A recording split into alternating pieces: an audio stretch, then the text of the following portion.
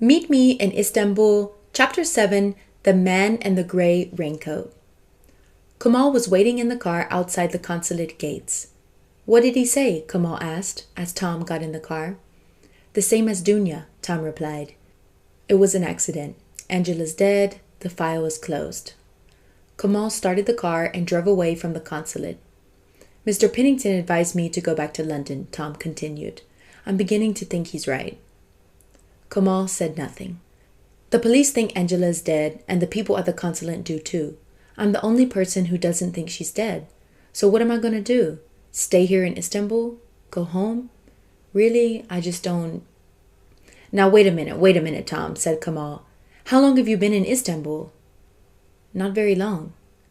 "You've been here less than 24 hours. And what has happened to you in this time?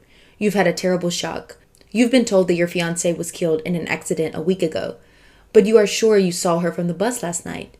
So now you are confused and you don't know what to do. That's right, isn't it?" Tom nodded his head slowly in agreement. "Well, I'll tell you what you're going to do," Kamal went on. "You're going to come with me to the Topkapi Palace. We can walk through the beautiful gardens there and think about everything carefully. Then we can decide what to do next." Tom smiled. "You're right, of course. It has been a difficult day." "Exactly," said Kamal. "Now it's time to relax a little." They were driving down narrow streets to the Golden Horn. "This is the Gatlada Bridge. It crosses the Golden Horn," said Kamal. "Look, isn't it beautiful?"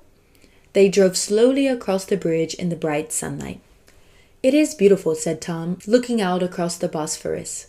"Very beautiful." They continued across the bridge, turned left, and drove past the railway station. A few minutes later, they came to Santa Sofia, one of the oldest and most beautiful buildings in Istanbul. It was once a church, then a mosque, and now it is a museum. "We'll leave the car here," said Kamal. "First, I'm going to show you the Palace of Topkapi." They got out of the car in a large park. They were standing in front of the first gate of the palace. "The Sultans of Turkey used to live in Topkapi Palace," Kamal explained. Kamal and Tom bought an entrance ticket. They walked through the gate into the gardens of the palace. "This is the first courtyard of the palace," went on Kamal. "Over there are the royal kitchens. And over there, the harem. That's part of the palace where the women lived." They were walking down a wide path. Kamal looked around and then he took Tom by the arm. "Walk a little faster," he said quietly. Tom saw there was a strange look on Kamal's face. "Is anything wrong?" he asked. "Keep walking," said Kamal, "and don't look back." They walked across the courtyard towards the second gate of the palace. "Kamal, what's wrong?" said Tom quickly. "Someone is following us," answered Kamal. "Someone following us?" said Tom. "What do you mean?" "There's a man in a gray raincoat walking behind us. I saw him when we came into the palace. I wasn't sure at first, but I'm sure now." They walked on and then ran through the second gateway. Kamal looked back. The man was still following them. "This way, quickly." Kamal led Tom to the entrance of the treasury. Inside, it was very crowded, and it was also dark after the bright sunshine. "We're going to separate now," said Kamal. "The man won't be able to follow both of us.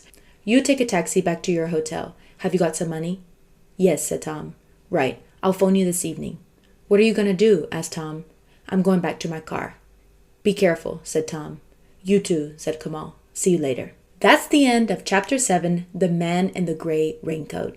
If you would like to know what happens in Chapter 8, a surprise phone call, please listen to the next episode. See you soon. Bye.